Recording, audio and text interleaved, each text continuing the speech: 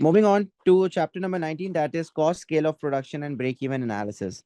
अब सबसे पहले तो हम लोग ये डिस्कस करेंगे इसके अंदर कि why does the manager need to think about cost. Cost को आइडेंटिफाई करना बिजनेस में क्यों जरूरी है, ठीक है. The cost of operating the factory can be compared with the revenue to calculate whether or not the business will make a profit or loss. आपको cost identify करना इसलिए जरूरी होता है क्योंकि आप ये डिसाइड कर सको कि आपको बिजनेस में प्रॉफिट हो रहा है या लॉस हो रहा है. लेकिन जब भी हम प्रॉफिट या लॉस कैलकुलेट करते हैं तो प्रॉफिट और लॉस कैलकुलेट करने का फॉर्मूला होता है रेवेन्यू माइनस द कॉस्ट या एक्सपेंसेस. सही है. तो बेसिकली जब आपको ये चीजें नहीं पता होंगी अपनी और सिर्फ आपको रेवेन्यू पता होगा तो आप क्या माइनस करोगे ये आपको नहीं पता होगा. So you will not be able to calculate your profit as well. So basically, when you are calculating, when you are identifying the cost, the manager is doing so. Yeah, the manager is identifying the cost so that उसको ये पता चल सके उसके business के अंदर profit और loss कितना आ रहा है. दूसरी चीज है to help the manager decide what price should be charged. अब बेसिकली आपको आपका खर्चा पता होगा कितना है तभी आप अपने प्रोडक्ट की प्राइस भी डिसाइड कर पाओगे. फॉर एग्जाम्पल एक बिजनेस एक शर्ट बना रहा है, ठीक है. उस शर्ट को बनाने की कॉस्ट आ रही है लेट्स सपोज $10. अब ये जो शर्ट है इसकी कॉस्ट बनाने की आ रही है $10. अगर बिजनेस को ये नहीं पता होगा तो जाहिर सी बात है बिजनेस सेलिंग प्राइस कितनी रखेगा उस शर्ट की उसको ये भी नहीं पता होगा ताकि वो प्रॉफिट कर सके. तो उसको ये भी नहीं पता होगा कि वो कितनी सेलिंग प्राइस रखेगा अपनी शर्ट की if he doesn't know this $10 is the. So it is very important for the manager to identify the costs that are incurring in the business so that he is able to calculate the profit and loss of the business. And secondly, he is able to decide what price the business can charge for its product. तो ये दोनों point समझ आते हैं बच्चों? जी अलिशबा, सना, जी sir. समझ आ रहा है? ऑलराइट. जी सर. अब अगर हम कॉस्ट की क्लासिफिकेशन को देखें तो cost can be classified into fixed cost and variable cost. Fixed cost की अगर हम बात करें तो fixed cost are the cost which do not vary in the short run with the number of items sold और produced. Fixed cost जो है वो फिक्स रहती है, चेंज नहीं होती. Can you guys guess an example of a fixed cost? आप अपना बिजनेस स्टार्ट करते हैं तो आपको जगह चाहिए होती है. उस जगह के लिए आप रेंट पे करते हैं और हर महीने आपका रेंट सेम रहता है, चेंज नहीं होता. मतलब जितने महीने का एग्रीमेंट हुआ है आपका विद द टेनेंट तो आपका रेंट जो है वो सेम रहता है, डज नॉट चेंजेस. तो basically rent is a type of fixed cost because it remains fixed. उसके अलावा अगर हम बात करें सैलरीज एंड वेजेस की जो कि ऑफिस में वर्कर्स काम कर रहे हैं. फॉर एग्जांपल मेरी ऑर्गेनाइजेशन में आप लोग काम कर रहे हैं और आप लोग को मैं हर महीने सैलरी पे कर रहा हूँ. तो हर महीने की वो मेरी एक फिक्स एलिमेंट या फिक्स कॉस्ट है कि हर महीने 30,000 आप लोग को पे कर रहा हूँ या 50,000 आप लोग को पे कर रहा हूँ. So that is my fix cost. तो इस तरीके की कॉस्ट जो है वो आपकी फिक्स रहती है, does not change with the level of output और the items that you are selling. तो fix cost remains fix, it does not changes. तो अगर हम फिक्स कॉस्ट को ग्राफिकली समझें तो फिक्स कॉस्ट जो है वो आपकी फिक्स रहती है and it does not changes. तो फिक्स कॉस्ट का ग्राफ कुछ इस तरीके से बनता है.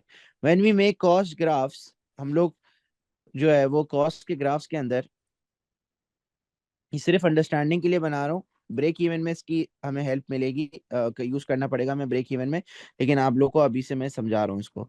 तो fix cost is the cost that does not very with the output और यूनिट्स सोल्ड. अब यहाँ पे फिक्स कॉस्ट अगर हम कैलकुलेट करें तो यहाँ पे वाई एक्सिस पे हम लोग लेते हैं कॉस्ट एंड रेवेन्यू. मतलब हम लोग यहाँ पे डॉलर वैल्यू जो है वो हमेशा वाई एक्सिस पे लेते हैं और यहाँ पे हम लेते हैं आउटपुट.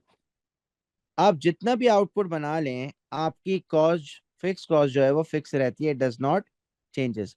फॉर एग्जाम्पल आपने एक फैक्ट्री खरीदी अभी आप उसको सेटल कर रहे हो, मतलब अभी आप उसको बना रहे हो, फैक्ट्री का इंटीरियर डिजाइन कर रहे हो, मशीनें वगैरह आएंगी लगेंगी, लेकिन फैक्ट्री का रेंट आप पे करते जा रहे हो। तो भले आप आउटपुट जीरो रखो या भले आप आउटपुट मैक्सिमम कर लो, आपको फिक्स कॉस्ट उतनी ही आएगी। For example let's suppose fix cost है 30,000, तो 30,000 will be the fix cost. समझ आ रही है बात? लेकिन देखा जाए तो फिक्स कॉस्ट आपकी फिक्स नहीं रहती, वो चेंज भी होती रहती है। सही है? क्यों? ये कॉन्सेप्ट थोड़ा सा आप लोग को सिर्फ अंडरस्टैंडिंग डेवलप करने के लिए समझा रहा हूँ। बेसिकली हर फिक्स कॉस्ट जो है वो सेम नहीं रहती, इट चेंजेस। फॉर एग्जाम्पल 1 साल बाद आपका रेंट बढ़ जाता है। आप किसी कंपनी में जॉब कर रहे हैं तो 1 साल बाद आपकी सैलरी बढ़ जाएगी।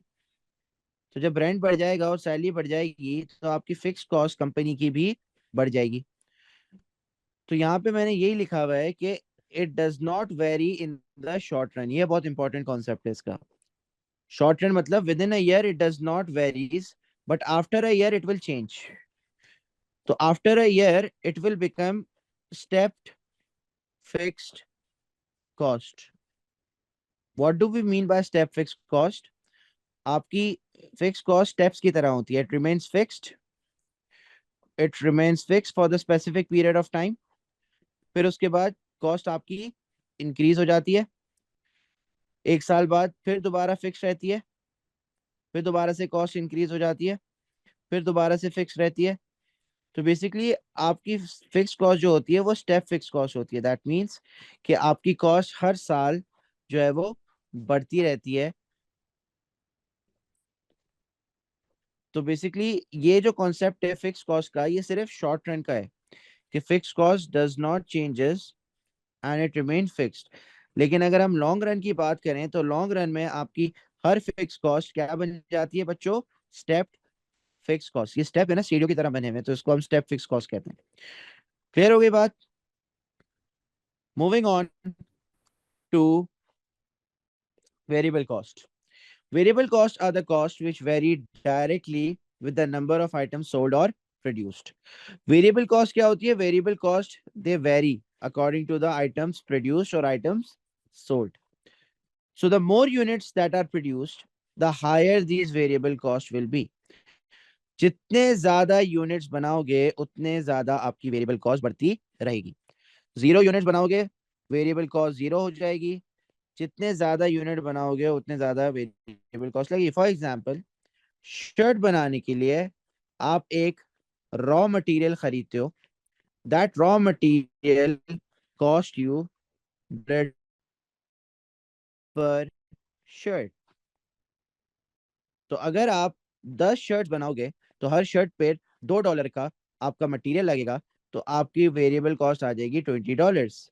अगर आप 100 शर्ट्स बनाओगे, हर शर्ट पे $2 का मटेरियल लगेगा, तो आपकी कॉस्ट हो जाएगी वेरिएबल कॉस्ट $200। अगर आप 1000 शर्ट्स बनाओगे, उस पे $2 का मटेरियल लगेगा, so that will be $2000। So as you can see, as the output is increasing, the cost is also increasing. So this is known as variable cost, कि आपकी आउटपुट के साथ साथ आपकी कॉस्ट वेरी कर रही होती है। तो इसकी जो ग्राफिकल रिप्रेजेंटेशन होती है वो कुछ इस तरीके की होती है कि आप वही एक्सेस बनाते हो अपने कॉस्ट और आउटपुट वाले। तो ये आपका कॉस्ट का एक्सेस है और ये आपका आउटपुट है। एंड वेरिएबल कॉस्ट जो है वो 0 से स्टार्ट होके अपवर्ड स्लोपिंग होती है, क्योंकि जाहिर सी बात है when there is zero production so there is zero cost. For example अगर मैं 0 यूनिट्स प्रोड्यूस कर रहा हूँ और अगर मुझे मटेरियल $2 का मिल रहा है, तो मेरा आंसर क्या आएगा? 0 आएगा, राइट? क्योंकि मैं अभी उसको खरीद नहीं रहा। However as the output will increase, जैसे फॉर एग्जांपल अगर मैं यहाँ पे 10 यूनिट बनाना शुरू कर दूं तो 10 यूनिट की कॉस्ट मुझे $20 आ जाएगी। इसी तरह अगर मैं यहाँ पे 100 यूनिट्स बनाना शुरू कर दूं तो मुझे कॉस्ट कितनी आ जाएगी? 200 units, $200। So this is how it works in variable cost. Variable cost is upward sloping और ये 0 से स्टार्ट होता है हमेशा, बिकॉज जब आप 0 यूनिट्स बना रहे होते हो so there is no variable cost. Then we have the total cost. Total cost क्या होती है कि दोनों को ऐड अगर आप कर दोगे, फिक्स्ड और वेरिएबल को दोनों को साथ में ऐड कर दोगे, so that will be your total cost. And then we have the average cost. Average cost क्या होती है? Total cost divided by the output. आप अपने टोटल कॉस्ट को डिवाइड कर दो नंबर ऑफ आउटपुट से, तो आपकी एवरेज कॉस्ट आ जाती है। That is also known as the cost per unit. ये आपकी कॉस्ट पर यूनिट भी होती है।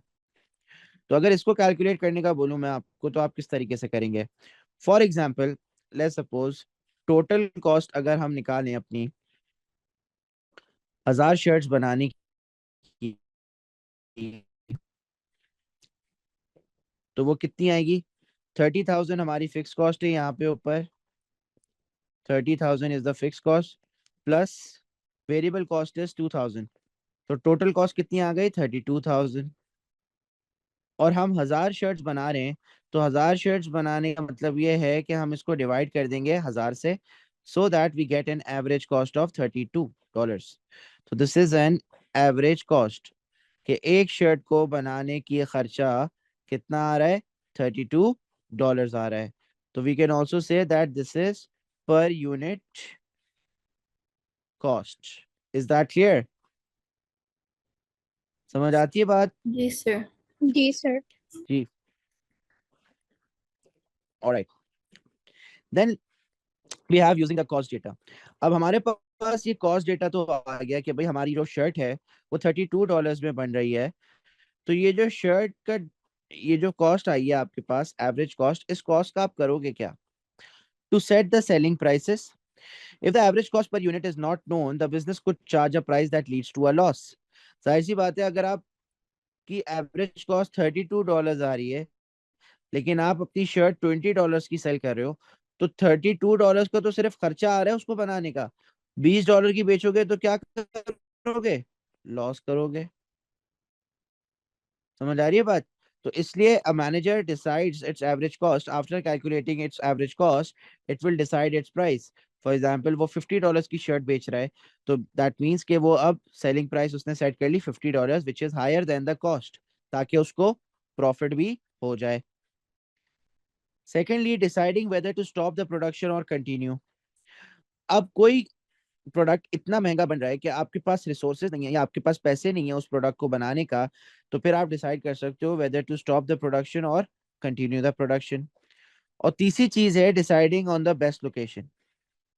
आपके पास फॉर एग्जांपल दो लोकेशन है, लोकेशन ए और लोकेशन बी। लोकेशन ए की जो रेंट है वो है लेट्स सपोज 1,20,000, और लोकेशन बी का जो रेंट है वो है let's suppose 1,80,000। Now, when you know the cost data, you will be able to decide which location to go to. Why? Of course, आप जिस लोकेशन पे आपकी कॉस्ट कम आएगी उसी लोकेशन पे जाओगे. So you are, when you know the cost data, so you are able to decide which location to choose. So if location A has 120,000 as rent, so you will select location A and you will reject location B. So cost data also helps the business to decide the best location.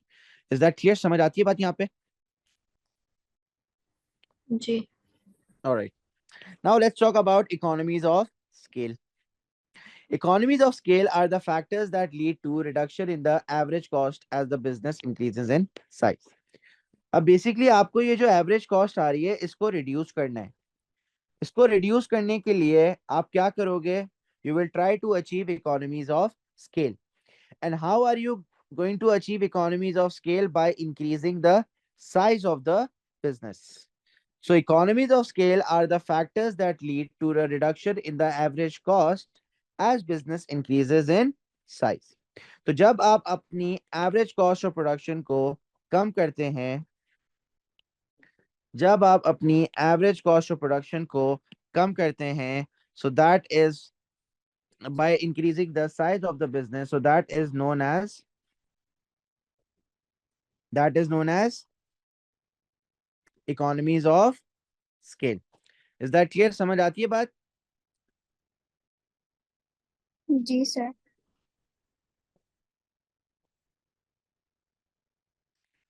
All right.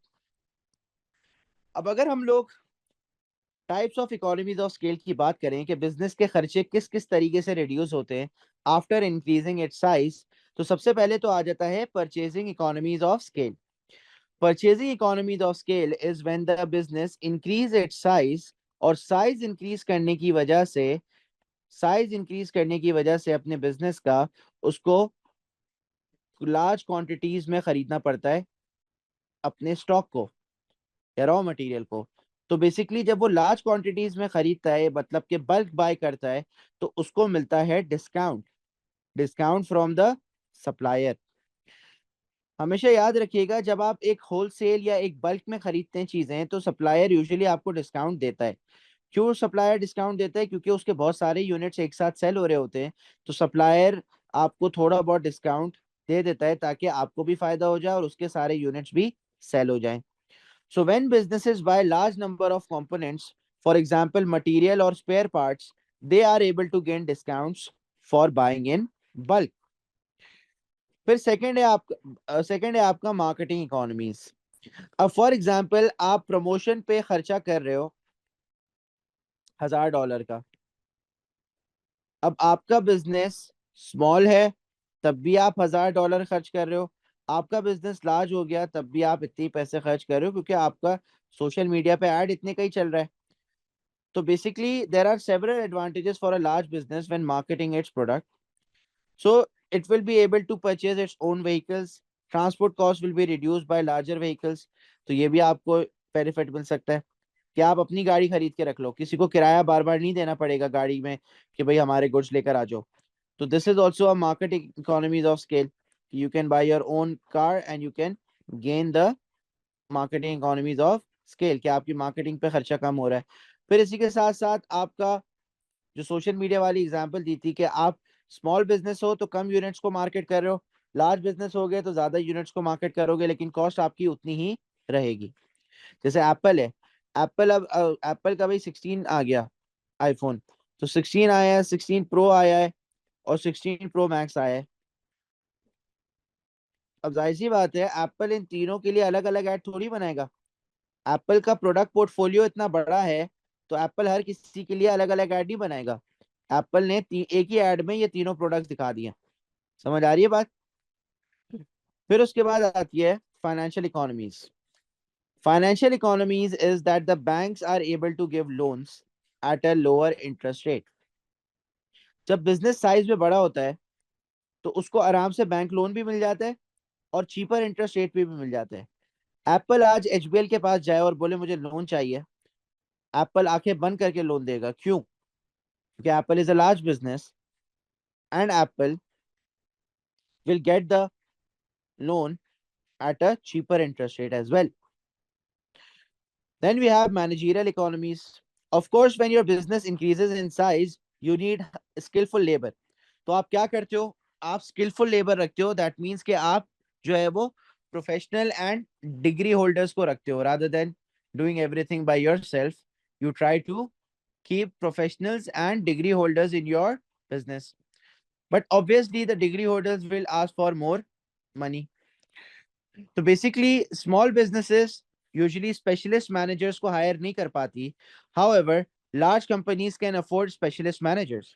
और ये specialist manager, क्योंकि ये specialist होते हैं, तो ये काम specialised तरीके से करते हैं, जिसकी वजह से आपकी एवरेज कॉस्ट रिड्यूस हो जाती है. फिर है आपका technical economies of scale. Technical economies के अंदर you have large businesses that can use expensive machinery as the cost is spread over large number of output leading to lower average cost.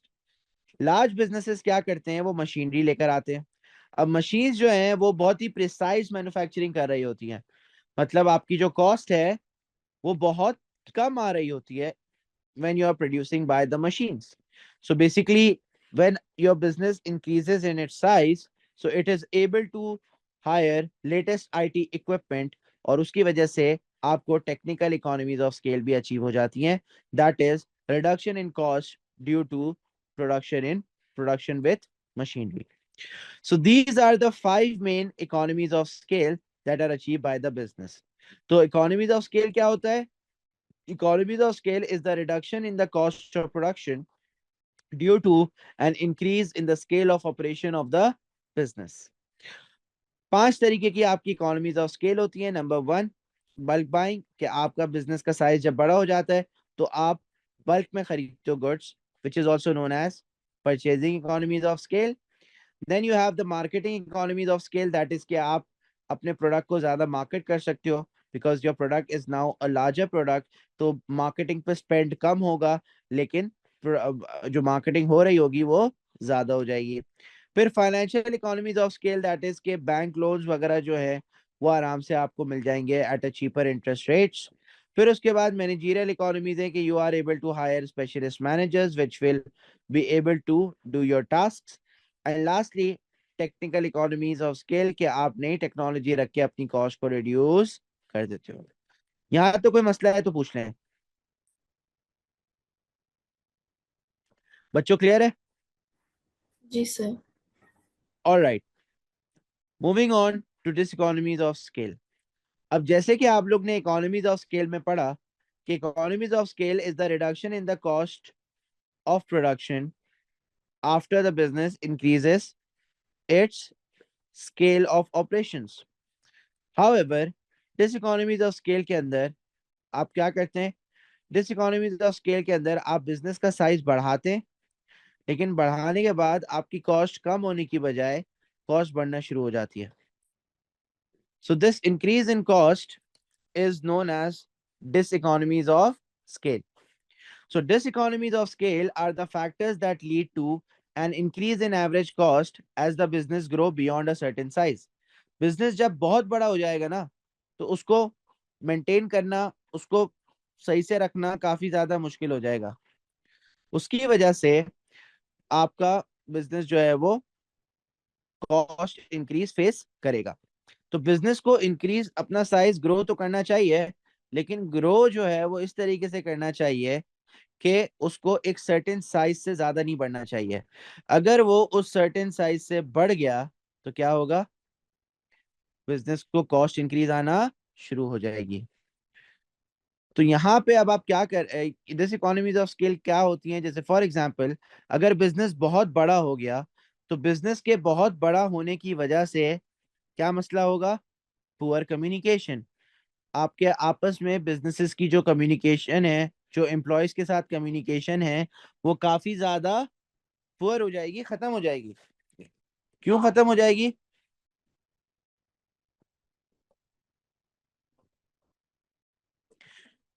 क्योंकि जाहिर सी बात है, जब आपका बिजनेस बड़ा हो जाएगा तो बड़ा होने की वजह से बिजनेस जो है वो कम्युनिकेट पुअरली करेगा आपस में एम्प्लॉयज से.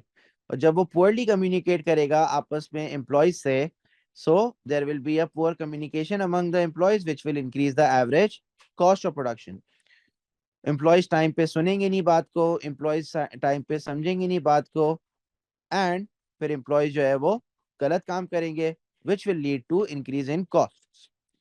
फिर उसके बाद है alienation of workforce. Alienation of workforce का मतलब क्या है? एलियनेशन ऑफ वर्कफोर्स का मतलब यह है कि आपका बिजनेस इतना बड़ा हो गया कि आपको यही नहीं पता कि आपके बिजनेस के अंदर कितने एम्प्लॉयज काम कर रहे हैं, and you are not able to keep a check on your employees. जिसकी वजह से बहुत सारे ऐसे वर्कर्स होते हैं जो कि छुप के अपना काम सही से नहीं कर रहे होते, या तो बिल्कुल ही काम नहीं कर रहे होते. फॉर एग्जाम्पल, अगर मैं एक 100 बच्चों की क्लास में पढ़ा रहा हूँ, तो उन 100 बच्चों में कुछ बच्चे ऐसे होंगे जो कि बिल्कुल भी नहीं पढ़ रहे होंगे, लेकिन मैं उनको आइडेंटिफाई नहीं कर सकता. या कुछ बच्चे होंगे जो सो रहे होंगे, उनको मैं आइडेंटिफाई नहीं कर सकता. एक छोटी क्लास में अगर मैं पढ़ा रहा हूँ, लेट्स सपोज 25-30 बच्चों की, तो उसके अंदर मैं आराम से आइडेंटिफाई कर सकता हूँ कि कौन सो रहा है, कौन पढ़ नहीं रहा. सही है. तो basically when the business is small, it is easier for you to identify how the workforce is doing or how the workforce is responding. However, if we have more workers in the business, तो उसके अंदर ये मसला आएगा कि we will not be able to keep a check on the workers, जिसकी वजह से बहुत सारे workers फारिग बैठे रहेंगे.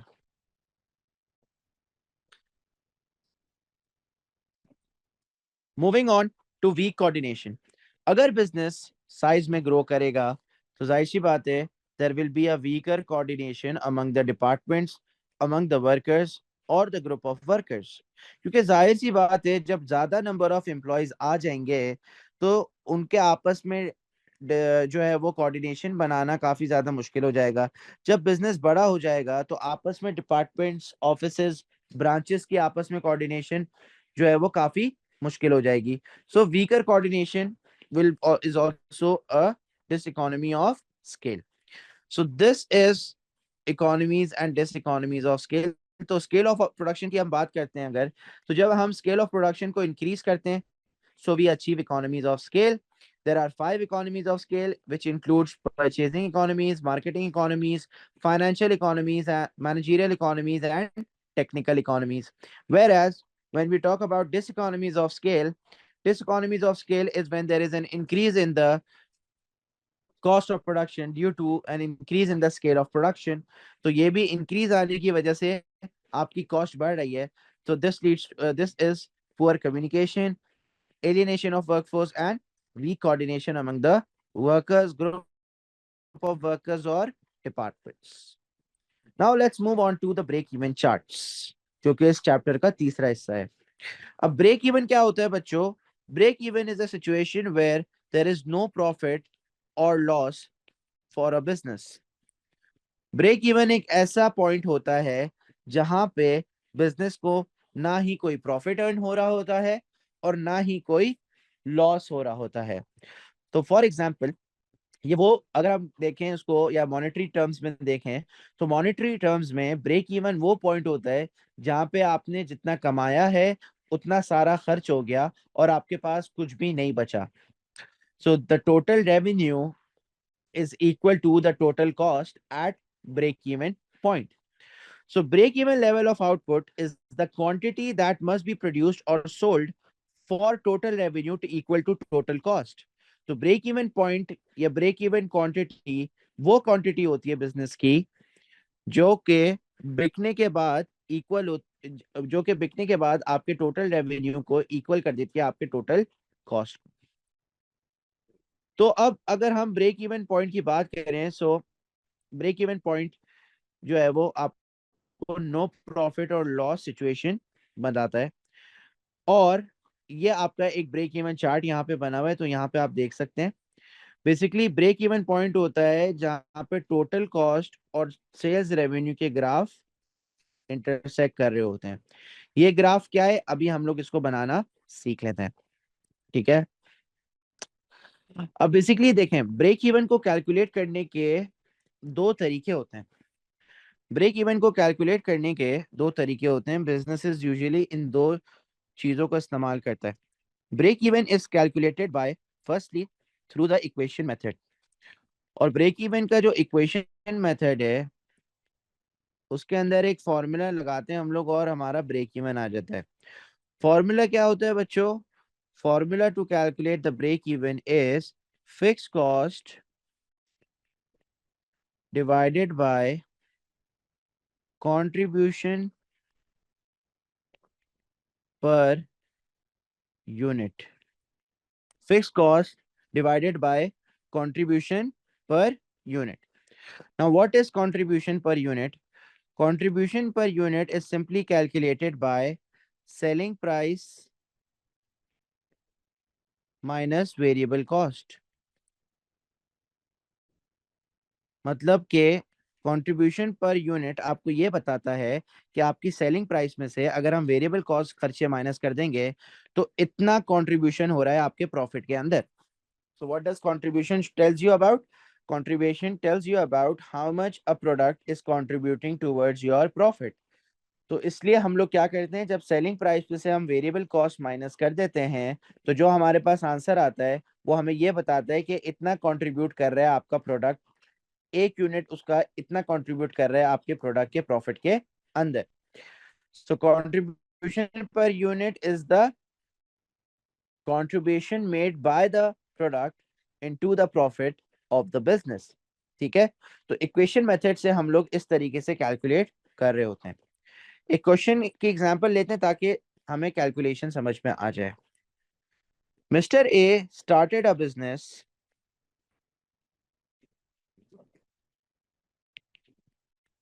and earned, या इसको हम ऐसे कर लेते हैं कि mister A started a business and sold T shirts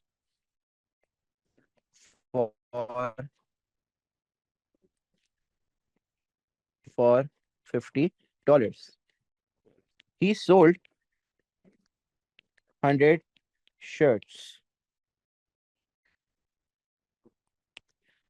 The cost of making the shirts was as follows. Fixed cost equals to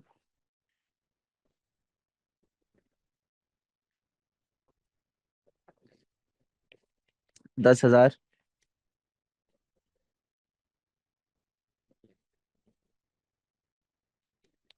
बल्कि हम इसको ले लेते हैं 1000 और variable cost equals to $10 per unit. अब हमें यहाँ पे therefore calculate the break even point या ना break even units. Calculate the break even units. अब हम लोग यूनिट्स कैसे निकालेंगे बच्चों? सबसे पहले तो आपको यहाँ पे दिया हुआ है फिक्स कॉस्ट, आपको यहाँ पे दिया हुआ है वेरिएबल कॉस्ट, आपको यहाँ पे दिया हुआ है सेलिंग प्राइस और यहाँ पे आपको दिया हुआ है शर्ट्स सोल्ड. आपने कुछ नहीं करना है, आपको सिंपली ब्रेक इवन निकालने के लिए आपको फॉर्मूला इस्तेमाल करना है, that is fix cost divided by contribution per unit. और कंट्रीब्यूशन पर यूनिट का फॉर्मूला होता है selling price minus variable cost. तो फिक्स कॉस्ट यहाँ पे दी हुई है आपको 1000 divided by selling price is $50 minus $10. That will get you the CPU of 40. So 1000 divided by 40 will be कितना आ जाएगा बच्चों? 25. So 25 units is the fixed break even. तो मतलब क्या है इसका? 25 जो आया ये क्या है? ये है ब्रेक इवन यूनिट्स. इसका मतलब ये है कि when business will sell 25 shirts, it will be in a no profit or loss situation. All right. So this is how you calculate the break even units. एक और क्वेश्चन दे रहा हूं आपको, अब आप लोग करके दिखाएंगे मुझे. Mister B sold pants at $60 per unit. Fixed cost is equals to 3000 per, not per, total fixed cost is 3000 and variable cost is $20 per unit. इसको हम कर लेते हैं $30 per unit. Calculate the break even units. Calculate करें बच्चों, जल्दी मुझे बताएं क्या आंसर आ रहा है.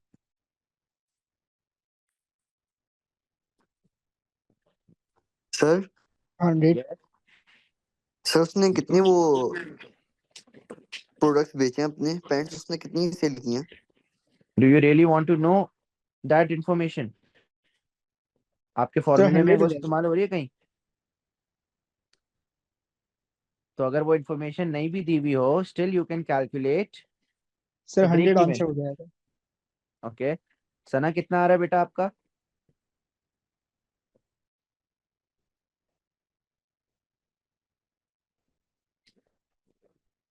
हेलो सना अलिशबा, कितना आ रहा है बच्चों?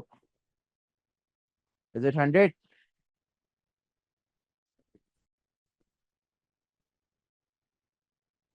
जी sir. Alright, so how did we calculate? Azeem, आपको भी इतना ही आ रहा है?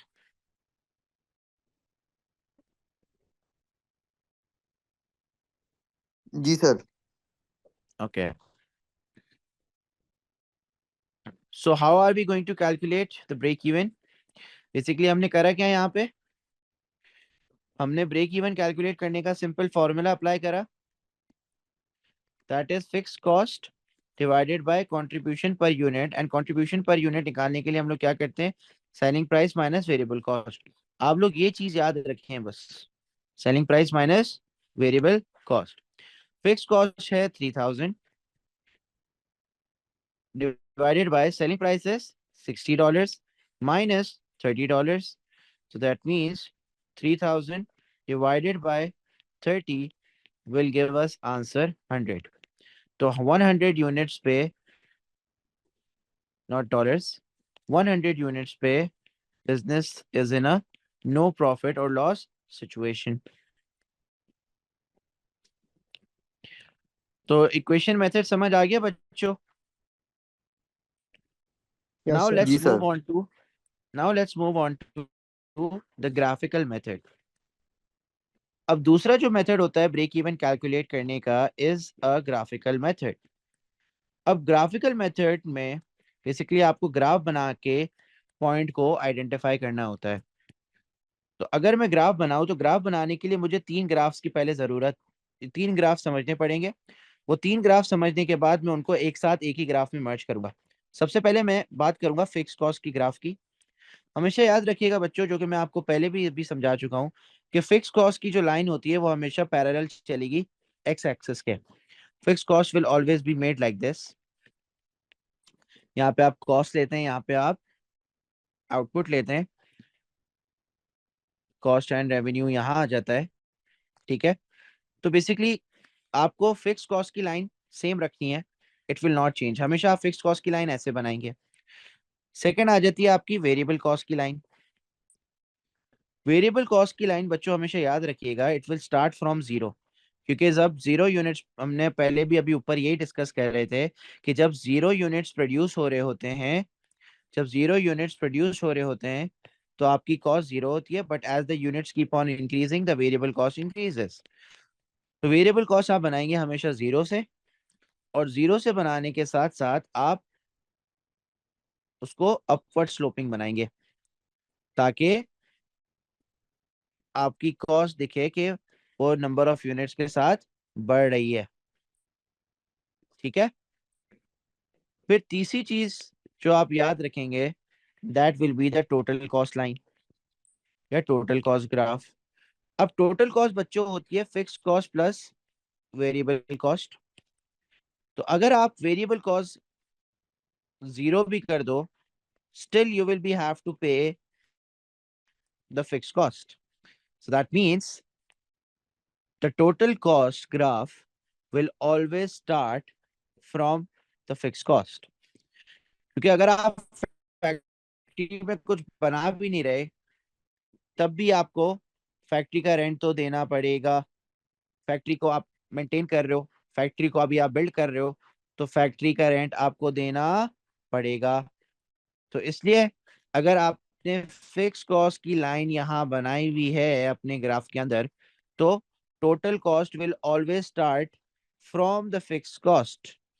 जीरो से स्टार्ट नहीं हो गई है, टोटल कॉस्ट हमेशा फिक्स कॉस्ट से स्टार्ट होगा, because total cost is fix cost plus variable cost. और जब आपकी वेरिएबल कॉस्ट जीरो होती है तब भी यू हैव टू पे the fix cost. So for example अगर यहाँ 3000 है, तो तब भी आपको 3000 तो कॉस्ट आ रही होगी at point zero, because when variable cost is zero, that means there is no output being produced. आपका कोई भी आउटपुट प्रोड्यूस नहीं हो रहा, तो at output zero still you have the cost to pay 3000, that is your fixed cost. तो ये वाला ग्राफ भी आपने याद रखना है। चौथा ग्राफ है बच्चों रेवेन्यू का। और रेवेन्यू का सिंपल ग्राफ है, दैट इज कि जैसे जैसे सेल्स बढ़ती रहेंगी वैसे वैसे आपका रेवेन्यू बढ़ता रहेगा। तो आउटपुट जितना आप बेचोगे उतना आपका रेवेन्यू बढ़ता रहेगा। तो यहाँ पे हम लोग कॉस्ट और रेवेन्यू ले लेते हैं, और ऑफ कोर्स 0 यूनिट सोल्ड तो 0 रेवेन्यू अर्नड। लेकिन जैसे जैसे रेवेन्यू बढ़ता रहेगा वैसे वैसे आपकी सेल्स बढ़ती रहेंगी। तो वेरिएबल कॉस्ट और रेवेन्यू का ग्राफ अपवर्ड स्लोपिंग ही होता है, बिकॉज जब 0 यूनिट सेल हो रहे होते हैं तो ना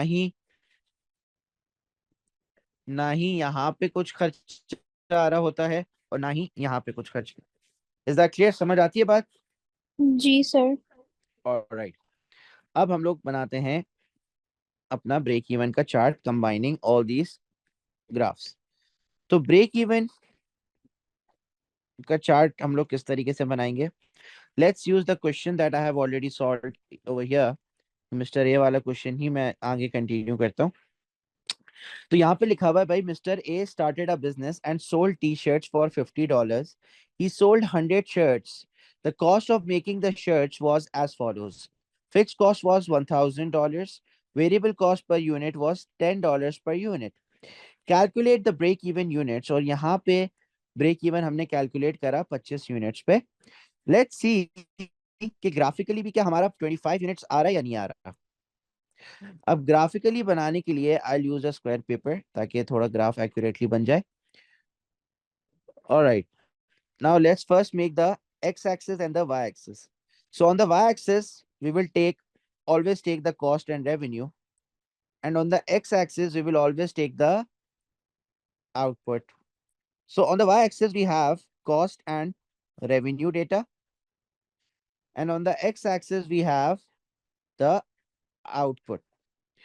Let's take 0 over here, ठीक है, and 0 के बाद we have like 50 units, right? So what we can do is हम लोग इसको ले लेते हैं as 1, 10, 20, 30, 40 and 50. ओके, तो ये हो गया आपका आउटपुट। तो 50 मैक्सिमम हम लोग यूनिट्स बना रहे हैं और सेल कर रहे हैं। Over here it's written T shirts 50 वो सेल कर रहा है। So over here we have taken the maximum output that is 50. Now let's take the total cost, total revenue as well. हमें यहाँ पे फिक्स कॉस्ट दी हुई है टोटल सिर्फ, लेकिन हम जब ग्राफिकल रिप्रेजेंटेशन कर रहे होते हैं तो हमें सबकी टोटल चाहिए होती है। मतलब we need total variable cost as well, क्योंकि वेरिएबल कॉस्ट अभी पर यूनिट दी हुई है यहाँ पे। तो we need total variable cost. तो टोटल वेरिएबल कॉस्ट क्या होगी? When there is $10 per unit and he is making 50 units, 50 sorry, he is unit making 100 shirts, so that means we are going to multiply it by 100 shirts. So the variable cost total is 1000. फिर इसी के साथ जब हमारे पास total variable cost आ गई तो we are going to calculate the total cost as well. To calculate total cost we need to add fix cost plus variable cost. Fix cost is given 1000 over here, ठीक है, and the total variable cost is 1000. So what we are going to do, we are going to add the fixed cost plus variable cost, that is 1000 and 1000, to get 2000 over here. So 2000 is the total cost. Then we have the revenue. Now for revenue we have the selling price multiplied by the quantity or units sold. तो quantity हमने बेची है उसको हम multiply करते हैं selling price से। So we have $50 multiply by 100 units, so the answer is $5000। ये आपका रेवेन्यू आ गया। Alright, so now we are going to take revenue as well. So over here we have 500, 1000,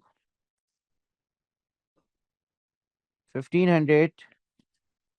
या तो अब स्केल बहुत बड़ा हो गया, ये हमारा 5000 बहुत ऊपर चला जाएगा, तो लेट्स टेक दिस एज 1000, 2000, 3000,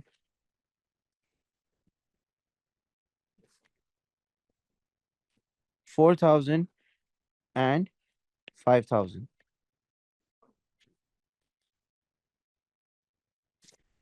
तो ये आ गया आपका cost and revenue. Now let's start making the lines. First thing, you have to make the fixed cost line. Fixed cost कितनी है बच्चों? 1000. So what are we going to do? We are going to make fixed cost, और fixed cost को हम सिर्फ और सिर्फ उतना ही extend करेंगे जितने हमारे number of units बन रहे हैं. We are not making more than 50 units. So we are going to extend the graph, all the lines, we are going to extend it only towards 50 units. All right. So ये आ गई आपकी fixed cost. The second thing that we are going to make is the variable cost. Variable cost is again 1000 and variable cost start from 0. तो हम लोग 0 पे जाएंगे और 0 से हम लोग एक लाइन ऐसी बना देंगे जो कि वेरिएबल कॉस्ट को रिप्रेजेंट कर रही होगी, और ये आपकी लाइन कहाँ तक जाएगी? Only till 50. ठीक है, तो ये आपकी लाइन कुछ इस तरीके से जाके वेरिएबल कॉस्ट बन जाएगी. ठीक है, देन वी हैव, क्योंकि वेरिएबल कॉस्ट भी 50 यूनिट्स की कितनी है? 1000 ही है, राइट? तो ये वहीं जाके एंड हो जाएगी जहाँ पे फिक्स कॉस्ट एंड हो रहा है. लेट्स सपोज अगर वेरिएबल कॉस्ट 3000 होती, तो वेरिएबल कॉस्ट 3000 होती तो आप क्या करते? 3000 यू मार्क करते और इसको लेके जाके यहाँ पे ज्वाइन कर देते, तो that will would have been your variable cost. लेकिन अभी हमारी वेरिएबल कॉस्ट 1000 है, तो हम लोग इसको 1000 पे ज्वाइन कर दिया. फिर उसके बाद आ जाती है आपकी टोटल कॉस्ट की लाइन. अब टोटल कॉस्ट की लाइन बच्चों हमें कहाँ से बनानी होती है? हमें फिक्स कॉस्ट से बनानी होती है, क्योंकि मैंने आपको ऊपर भी समझाया था कि when variable cost is 0, still you have to pay the fixed cost. So what you're going to do, you're going to make total cost line from fixed cost. तो हम लोग यहाँ से स्टार्ट करेंगे and we have to go till 2000. तो we will just mark a pointer यहाँ पे, ताकि हमें पता हो कि हमारी फिक्स टोटल कॉस्ट जो है वो 2000 तक ही जाएगी एट 50 यूनिट्स. तो हम लोग यहाँ से एक लाइन बना देंगे जो कि यहाँ पे कनेक्ट हो रही होगी, and this is your total cost. ठीक है जी. तो 50 पे आप देख सकते हैं कि 50 पे जो हमारी टोटल कॉस्ट है, that is at 50 the total cost is how much? 2000. फिर हमारा आ गया रेवेन्यू. Now revenue is 5000. तो हम लोग 50 पे जाके ऊपर 5000 मार्क करेंगे इस तरीके से, और रेवेन्यू की लाइन मैंने आपको बताया था कि 0 से बनती है. So we will start making a line at 5000, और ये 5000 की लाइन जो है वो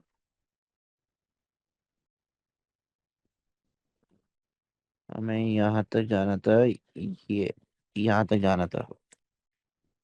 एक मिनट, 50 से 5000 ये रहा, और ये हमने एक लाइन बना दी अपनी which is representing our 50 units. एक तो ये बड़ा मसला है इसका. या तो ये आपका रिप्रेजेंट कर रहा है आपको कि ये 5000 आपका टोटल रेवेन्यू है एट 50 टोटल आउटपुट. तो ये आपका आ गया टोटल रेवेन्यू. ठीक है, अब मैं ये जो एक्स्ट्रा लाइंस हैं इसको जरा मिटा देता हूँ ताकि हमारे पास ब्रेक इवन का पॉइंट आ जाए. So now over here basically we will have the break even units. So according to the graphical method, basically the break even over here is where the total revenue line cuts the total cost. तो यहाँ पे अगर हम देखें तो approximately हमारे पास 10 units पे जो है वो ब्रेक इवन आ रहा है. So this is the break even point. सही है, तो ये आपका आ गया ब्रेक इवन पॉइंट. और हमेशा याद रखिएगा कि जो ब्रेक इवन के ऊपर वाला ट्रायंगल होता है that is this, this is the area of profit. Area of profit ये रिप्रेजेंट करता है कि बिजनेस इतना प्रॉफिट कर सकता है। और इसके जो नीचे वाला हिस्सा होता है, this is the area of loss. Area of loss, ठीक है। और बेसिकली ब्रेक इवन पॉइंट से लेके जो डिस्टेंस आपका आपके आउटपुट तक का होता है, मतलब 10 से लेके आपका 50 तक का जो डिस्टेंस है, ये जो डिस्टेंस है इसको हम कहते हैं मार्जिन ऑफ सेफ्टी। इसको हम कहते हैं मार्जिन ऑफ सेफ्टी यूनिट्स। कि हम लोग अगर इसके बीच में रहेंगे तो हम लोग सेफ रहेंगे, इससे नीचे जाएंगे तो हमें लॉस होना शुरू हो जाएगा।